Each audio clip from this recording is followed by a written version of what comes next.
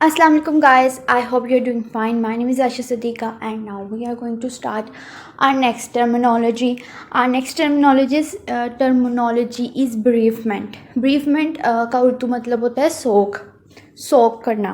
The state of having lost through that के कोई फोत हो गया है, कोई मर गया है, अपने खाल के हकीकी से जा मिला है, जो भी आप कहना चाहेंगे.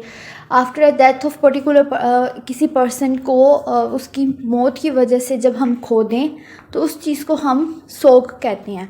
वो कोई भी क्लोज रिलेशनशिप हो सकता है और उस सोग में मतलब मॉर्निंग रिस्पॉन्सेज और ग्रीफ पीरियड में अगर वो इंसान हो तो फिर हम उसको ब्रीफमेंट कहेंगे.